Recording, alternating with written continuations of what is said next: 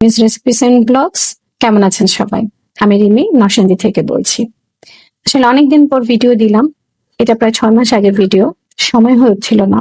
যাই হোক, এই শীতে আমি আমার বাড়িতে গিয়েছিলাম নরসিংদীতে, তো সেটাই আজকের ভিডিওতে আপনাদের সাথে শেয়ার করব যে এত বছর পর আমি গ্রামের বাড়িতে যাওয়ার পর আমার কি কি করলাম, এই ছোট ছোট বিষয়গুলো নিয়ে আমি একটু ভিডিও করলাম, ভাবলাম আপনাদের সাথেও শেয়ার করি। মেয়েদের বিয়ের পর তো আসলে বাবার বাড়িতে যাওয়াই হয় না বেশি, বিশেষ করে যদি বাবা মা শহরে থাকে তাহলে। এনিওয়েজ, শীতের সকাল ছিল, সকাল 9:30টায় আমরা রওনা দিই। তো রাস্তায় পূর্বাচলের দিকে একটা হোটেলে আমরা নামি নাস্তা করতে। হোটেলের খাবারটা খুবই সুস্বাদু ছিল এবং তাদের ব্যবহার আরো বেশি ভালো লেগেছে আমার কাছে। প্রতিটা স্টাফ খুবই সুন্দর করে সার্ভ করছিল, পরিবেশটাও দারুণ ছিল। যাই হোক, আমরা প্রায় 2 ঘন্টার মতো জার্নি করে গ্রামে পৌঁছাই। গ্রামের রাস্তাঘাট আসলে অনেক চেঞ্জ হয়ে গেছে। অ্যাকচুয়ালি আমাদের গ্রামে যাওয়ার যে পথগুলো ছিল সেগুলো এতটা ভালো ছিল না, কারণ আমি লাস্ট টাইম যখন গিয়েছিলাম তখনও রোডগুলা ভাঙা ভাঙা ছিল। কিন্তু এখন এবার এসে দেখি খুবই সুন্দর রাস্তা হয়ে গেছে এবং পূর্বাচলের এই দিকটাতে খুব ইজিলি এখন যাওয়ার মানে যায় আর কি। যাই হোক, এই তো গ্রামের বাড়িতে চলে এলাম। আমি যেহেতু অনেক টায়ার্ড ছিলাম, অত গুছিয়ে ভিডিও করার সুযোগ হয়নি যাওয়ার সাথে সাথে। অনেকদিন পর গ্রামে এসেছি, অনুভূতি তো আসলে প্রকাশ করে বলার মতো না, অনেক ভালো লাগছে। এই তো আমাদের ছোট্ট গ্রামের বাড়ি। নিজের বাড়িতে আসলে অন্যরকমই ভালো লাগে, অন্যরকমই একটা শান্তি পাই। বিশেষ করে গ্রামের পরিবেশে মানে এরকম বাড়িতে আসলে অন্যরকম ভালো লাগে। তা আমাদের আসলে ওই দিন প্ল্যান ছিল ফার্স্ট ডেতে যে আমরা বারবিকিউ করব রাতে। তো সেই জন্যই মানে আমার ভাই, আমার বাবু, ওরা সবাই মিলে একসাথে মানে গোছগাছ করছিল যে বারবিকিউ কয়লা লাগে, তারপর যে স্ট্যান্ড নিয়ে এসেছিলাম আমরা ঢাকা থেকে নিয়ে গেছিলাম, তো সেগুলোর প্রসেস করছে যে যেন আমাদের রাতে মানে বারবিকিউ করতে ইজি হয়।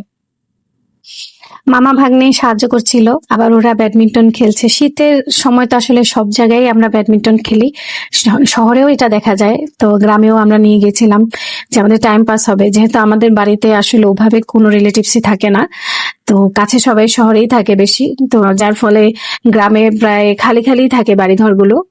তারপরও আশেপাশে যারা আত্মীয় স্বজন ছিল তাদের সাথে তো দেখা করেছি, বাট নিজেদেরও একটা সময় কাটবে সেজন্য ব্যাডমিন্টন নিয়ে গিয়েছিলাম। এবং এটা তো আমার খুবই পছন্দের খেলা আউটডোর গেমের মধ্যে, সো আমিও খেলেছিলাম ওদের সাথে একটু। ফ্রি হয়ে আমরা বাড়ির বাইরে হাঁটতে বের হই, দেখতেই পাচ্ছেন কেমন ফাঁকা ফাঁকা। আর গ্রামের এই বিষয়টাই আমার সবচেয়ে ভালো লাগে, যেন প্রকৃতিকে খুব কাছ থেকে দেখা যায়। এরকম দিনের বেলাও যেন মানুষের কোলাহলের বাইরে শুধুই প্রকৃতি, গাছপালা, মানে অন্যরকম ভালো লাগে আসলে। আচ্ছা, আপনাদের কাছে গ্রাম কেমন লাগে? যারা বিশেষ করে শহরে থাকে তাদের কাছে গ্রাম কেমন লাগে? গ্রাম বা শহর যদি কম্পারিজন করা হয়, কার কাছে কোনটা ভালো লাগে আমাকে কমেন্ট করে জানাতে পারেন। আপনাদের কাছে আসলে শহরের পরিবেশটা বেশি ভালো লাগে না গ্রামের? বিশেষ করে যারা শহরে থাকে তারা হচ্ছে গ্রামের পরিবেশ সম্পর্কে বলবেন, আর যারা গ্রামে থাকেন তারা শহরের। যাই হোক, রাত হয়ে গেছে, এটা ছিল আমাদের প্রথম দিনের আমার গ্রামের ফার্স্ট ডে নাইট। সো রাতে তো বলেছি যে বারবিকিউ করার একটা প্ল্যান আছে আমাদের, কিন্তু সারা রাতই মানে আমরা কিন্তু বারবিকিউ করার আগ পর্যন্ত প্রায় ব্যাডমিন্টন খেলেই সময় কাটিয়ে দিয়েছিলাম। এবং মজার বিষয় হচ্ছে শীতের দিন সবাই একেবারে মানে মুড়িয়ে টুড়িয়ে কাপড় দিয়ে, মানে কি বলবো, মুড়িয়ে, তারপরে আমরা অনেক শীত ছিল, অনেক ঠান্ডা ছিল, কিন্তু এত ভালো লাগছিল সেটা ভাষায় প্রকাশ করার মতো না। সেজন্য ভাবলাম আমি আমার ফ্যান ফলোয়ার্স বন্ধুদের সাথে শেয়ার করি। এই যে দেখুন, এখানে আমার ভাই বারবিকিউ প্রসেস করছে। অ্যাকচুয়ালি পুরো প্ল্যানটা ওরই ছিল, ওর মানে ইচ্ছাতেই আমরা বারবিকিউ করতে সবাই গ্রামে গিয়েছিলাম। সো ওই সবকিছু মশলা টসলা বানিয়ে মানে রেডি করে ফেলেছে। যাই হোক, এখানে আমাদের বারবিকিউ পোড়ানোর সময়, সো ভালোই লাগছিল ওই সময়, যদি আমি বেশি কিছু করি নাই, মানে আমি আসলে ওই সময় শুধু ভিডিও করেছি আর খাওয়ার জন্য অপেক্ষা করছিলাম। আপনাদের এরকম গ্রামে শীতের রাতে বারবিকিউ করতে কেমন লাগে সেটা আমার সাথে শেয়ার করতে পারেন। এই দেখেন আমাদের চিকেন টিকেন সব মশলা টসলা দিয়ে একদম রেডি। আমরা চিকেন বারবিকিউ করেছিলাম বিকজ এটা ইজি করা এবং খেতেও বেশ মজা লাগে। বারবিকিউ করার একটা কষ্টের বিষয় হচ্ছে যে বাতাস দেওয়াটা, এটা আসলে খুব মানে যন্ত্রণার। তবে বলে না যে কোনো কিছু মজা করে খেতে হলে বা যে কোনো কিছু মজার কিছু পেতে হলে কষ্ট করতে হয়, আমার কাছে মনে হয় যে এই রান্নাটা অনেকটা সেরকম একটা বিষয়। দেখতে দেখতে ফার্স্ট ডে শেষ হয়ে গেল, এবার সেকেন্ড ডের পালা, তো ডে 2। তো ওই দিন আমি অনেক সকালে অনেক ভোরে উঠেছিলাম, আমি ফজর নামাজ পড়তে উঠি এবং উঠে দেখি বাইরে এরকম আলো হয়ে গেছে। আমি অবাক হয়ে যাই যে আমাদের শহরে এতটা মানে সকাল সকাল ওঠাও হয় না এবং এত উঠার মানে এত আলো দেখি না। তো ভালো লাগলো আমার ব্যাপারটা। তো আমি বললাম যে আমি আর ঘুমাবো না, যেটা এত সকালে উঠে পড়েছি, আমি বাইরে সকালটা একটু দেখে আসি কেমন লাগে আর কি। তো এই যে আমি গেটটা খুললাম, গেট খুলে মানে এখন কিন্তু কেউই ঘুম থেকে উঠে নাই, আমার আব্বু আম্মু ওই বিল্ডিং এ শুয়ে ঘুমাচ্ছে আর আমার ভাইরা ওরা হচ্ছে এই বিল্ডিং এ ঘুমিয়েছে। তা আমি আস্তে করে উঠে আমি সামনের উঠানে চলে গেছি যে আরে এখানে একটু দেখি এই জায়গাটা যেহেতু খালি, সকালবেলা এত মানে শান্ত একটা পরিবেশ, এত ভালো লাগছিল। কিন্তু মজার বিষয় হচ্ছে এই সাত সকালে ওই দিন ওয়াজ হচ্ছিল, মানে ফজরের পরপরই ওয়াজ হচ্ছিল। গ্রামের মসজিদে যে এরকম সুন্দর করে সাত সকালে ওয়াজ শুরু হয়ে যায়, এটা আমার জন্য একটা মানে নতুন এক্সপিরিয়েন্স, বিকজ আমি আগে কখনো এটা পাই নাই, আর শহরে তো এরকম দেখাই হয় না। সকালে নাস্তার পর সবাই যখন আড্ডা দিচ্ছি ভালো লাগছে, বিশেষ করে বাচ্চারা সবাই খুব এনজয় করছিল, খেলছিল, দৌড়াদৌড়ি করছিল। আমার ছোট্ট বাবুটা মাটি নিয়ে খুব মানে খেলায় মেতে উঠেছে, কারণ ও আসলে মাটি অত একটা ধরার সুযোগ পায় না। তো যাই হোক, সবাই খুব বাচ্চাদের মানে আনন্দ দেখে আমার নিজেরও খুব ভালো লাগছিল। বাচ্চারা খুব দৌড়াদৌড়ি করছিল।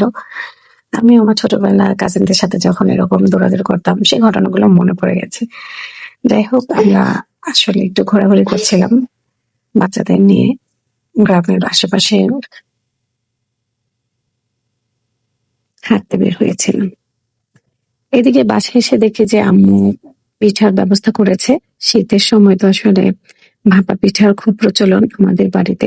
আমাদের গ্রামে যারা নরসিংদীর দিকে থাকেন, নরসিংদী বা নারায়ণগঞ্জ এসব জায়গার মানুষরা কিন্তু শীতে অবশ্যই ভাপা পিঠা করে।